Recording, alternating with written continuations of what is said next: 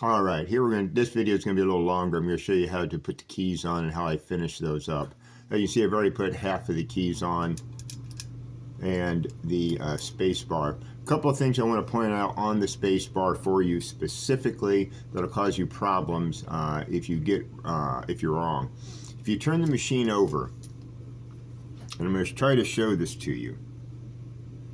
This right here is the bottom of the space bar key arm. If you look on this side, there are actually two pieces on this. There is a little bearing and there's a little washer.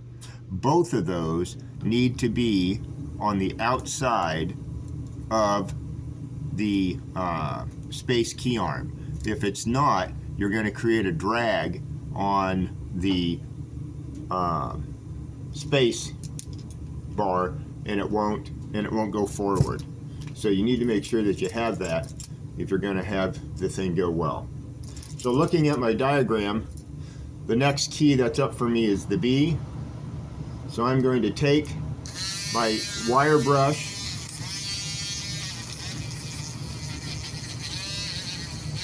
and as I said, first I'm going to move this out of the way so I don't get dust on it so I can show you. I will use this at a medium speed, set on about a 3 with a very light touch. And whether again the key is ebony, plastic, brass, tin, it works very, very well in getting years and years of grime off without damaging the letter on the key or anything else. And I will use it to get the key. If there's any pieces of metal or anything on there that I didn't get off using the polishing head. Once that's done, then I'll take a piece of steel wool just to finish it up. Kind of gives it a uniform look. It also lets me know that I've gotten all of the gunk off. Then the last step for me is I have a lightly oiled rag. This is a rag I've been using for years. And what I do is I'm just going to rub this whole key arm with it, as well as the key itself. And when I do that, you see how that key comes back to life. I mean, it's very nice and shiny. And the reason I do the light oil rag is that will prevent it from rusting in the future. So now to install it, I very simply just go to the next open thing, slot, I place it, holding it in place, turn it over, then you want to make sure you get it in the right hole, like that.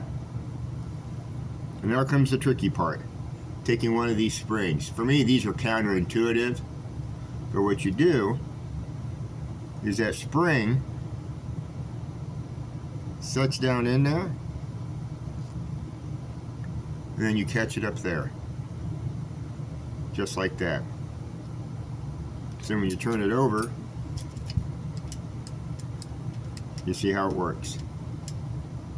So I'm going to continue doing that with the rest of the springs. Oh wait, before we do that, I'm going to show you one that needs to get put on. There's this heavier spring, looks a little different. These go on here. There's a little round hook. And what that does, it provides a little tension to keep that up. And again, you kind of put it in backwards. So you take the round part, I'm going to turn it this way, it's easier to hold on to it. But you want the round part in front to catch the hook. And this is the one time when you may share a hole. And that's it. And what that does is it keeps these bars from moving up and down. It gives that spring, and it does so on the other side as well. Alright folks, I'm going to go ahead and finish reassembling the rest of the keys, and then we'll come back.